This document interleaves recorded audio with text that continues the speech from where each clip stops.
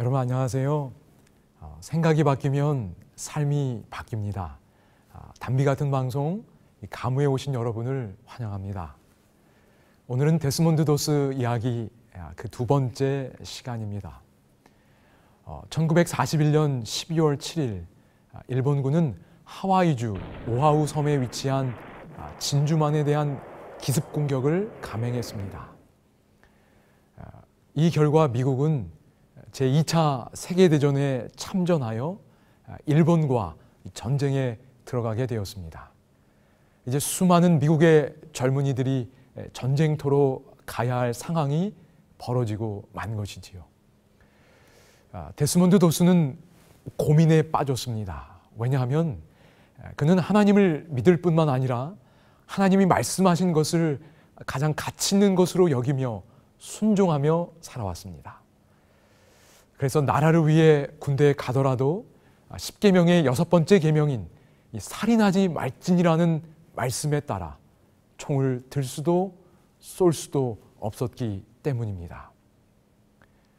당시에 그는 배를 군용으로 개조하는 조선소에서 일하고 있었습니다.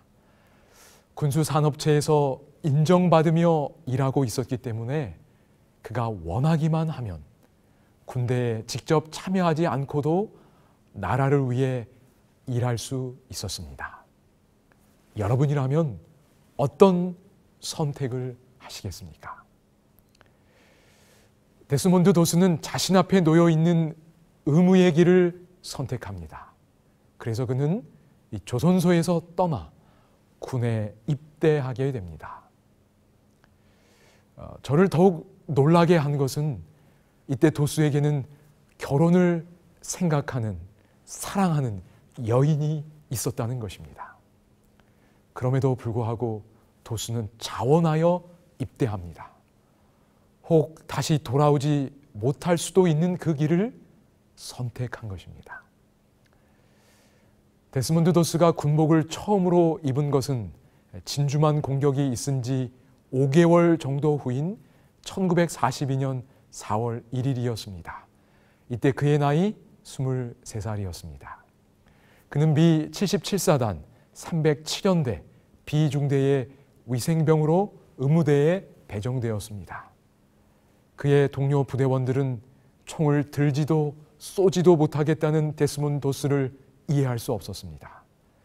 그래서 그가 우선적으로 직면했던 대적은 일본군이 아니라 그의 동료와 상사들이었습니다. 핵소고지 영화가 나올 무렵 20년이 넘는 시간 동안 이 데스몬드 도스와 가깝게 지내오신 한 목사님이 그와 관련된 인터뷰를 했습니다. 그때 사회자가 이 목사님에게 데스몬드 도스가 집총을 거부하겠다는 그 결정 때문에 군 생활 동안 어떤 어려움을 겪었는지 물어보았습니다. 영어지만 짧은 내용 직접 들어보고 또 설명드리겠습니다. What kind of pressure did he experience in the military for his decision? He was beat up.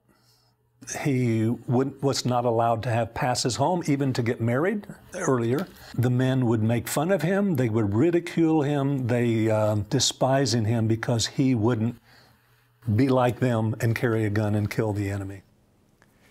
사회자가 물었지요. 데스몬드 도스는 총을 들지 않겠다는 그 결심 때문에 군 생활 동안 어떤 압박과 어려움을 겪었나요? 대답은 이랬습니다. 두들겨 맞았고요. 결혼한 상태였음에도 주말 등의 시간에 집에 가는 것이 금지되던 때도 있었고요. 또 동료들은 그를 놀리고 비웃고 경멸했습니다. 왜냐하면 자기들처럼 똑같이 하면 되는데 자신들과는 너무도 다르게 총을 잡으려 하지도 않고 적을 쏘지도 못하겠다고 하니 말이지요. 이처럼 데스몬드 도스는 그의 동료 병사들로부터 심한 적대를 당해야 했습니다. 그러나 도스는 중간에 포기하지 않았습니다. 생명을 죽이는 것이 아니라 생명을 살리는 것, 그것이 그의 의무이고 그 의무를 다하기 위해 그는 군대에 입대했기 때문이었습니다. 교육이라는 책 74페이지에 보면 이런 말씀이 있습니다. 세상에 가장 큰 결핍은 인물의 결핍이다. 그 인물이란 마치 나침판의 바늘이 틀림없이 남북을 가리키듯이 양심이 그 의무에 충실한 사람. 비록 하늘이 무너질지라도 옳은 일을 위하여 굳게 서는 그런 사람들이다. 데스몬드 도스는 분명 이런 사람이었습니다. 이 시대의 가장 결핍된 인물, 다시 말해 이 시대가 가장 필요로 하는 인물이란 바로 데스몬드 도스처럼 양심이 그 의무에 충실한 사람, 옳은 일을 위하여 굳게 서는 그런 사람입니다. 여러분, 기드온과 300용사의 이야기를 들어보셨을 것입니다. 성경 사사기 6장에서 8장에 보면 여호와의 목전에 악을 행하던 이스라엘 백성들이 이 미디안의 손에 붙여져서 고난의 시간을 보내게 됩니다. 하나님께서는 기드온을 선택하셔서 그의 백성을 구원하시고자 합니다. 처음에 용기를 내지 못했던 기드온이었지만 그 유명한 양털 시험을 통해 하나님께서 그와 함께 하신다는 확신을 얻고 용기를 내게 됩니다. 그래서 군대를 소집했는데 처음에는 3만 2천 명이 모였습니다. 적군의 수요에 비하면 겨우 3만 2천 명이 모인 것이었으나 하나님이 보시기에는 너무 많은 숫자였습니다. 그래서 하나님께서는 이 두려워하는 자들은 다 돌아가라고 했습니다. 돌아갈 수 있는 기회가 주어졌을 때 2만 2천 명이 돌아갔습니다. 그런데 또다시 하나님의 말씀이 기드온에게 임했습니다. 백성이 아직도 많으니 그들을 인도하여 물가로 내려가라. 하나님께서는 아직도 사람이 많다고 하시면서 남은 병사들이 이 물 마시는 자세를 테스트하려고 하셨습니다. 그리고 그 결과 합격하지 못한 사람들을 돌려보내게 하셨습니다. 아주 소수의 사람들이 앞으로 행진하면서 손으로 물을 이렇게 조금 움켜 핥아 먹었고요. 나머지 대부분의 사람들은 이 무릎을 꿇고 한가롭게 시내 표면의 물을 마셨습니다. 잠시였지만 전시 상황 속에서 군인의 의무인 경계를 놓친 것이지요. 이런 과정을 거치며 마침내 선택된 그들이 바로 300명의 용사들이었습니다. 구약 성경을 잘 설명해 주는 부조와 선지자는 이렇게 표현했습니다. 하나님의 택하신 사람들은 자신들의 필요로 인하여 의무를 이행하는 일을 지체하지 않는 소수의 사람이었다. 선발된 300명은 용기와 자제력을 가졌을 뿐만 아니라 신앙이 돈독한 자들이었다. 여기 이 300명의 용사에 대하여 그들은 의무를 이행한 소수의 사람이었다고 말합니다. 다시 말해 물을 먹는 그 짧은 순간에도 전쟁에 참여한 병사로서 자신의 의무인 경계를 늦추지 않았던 것입니다. 그런데 그 다음 구절에 보면 그런 의무를 선택하고 성실하게 이행하기 위해서는 신앙뿐만 아니라 용기와 자제력이 필요하다고 말합니다. 여러분 생각해 보시기 바랍니다. 처음에 이 기드온의 연설을 듣고 3만 2천 명이 모였습니다. 이스라엘을 구원하기 위한 그 싸움에 참여하겠다는 용기가 생긴 것이지요. 그것을 의무의 길로 여기고 자원 입대하였습니다. 그런데 와서 막상 미디안 군사들을 보니 두렵고 떨리는 마음이 생긴 겁니다. 그런데 돌아갈 사람은 돌아가라고 하니 22,000명이 돌아갔습니다. 용기를 상실한 사람들입니다. 그런데 여전히 이 10,000명의 사람들이 남아 있었습니다. 이들은 분명 용기 있는 사람들이었습니다. 그들의 의지력을 가지고 전쟁에 참여하기를 원하는 사람들이었습니다. 그런데 그들에게는 이 자제력이 부족했습니다.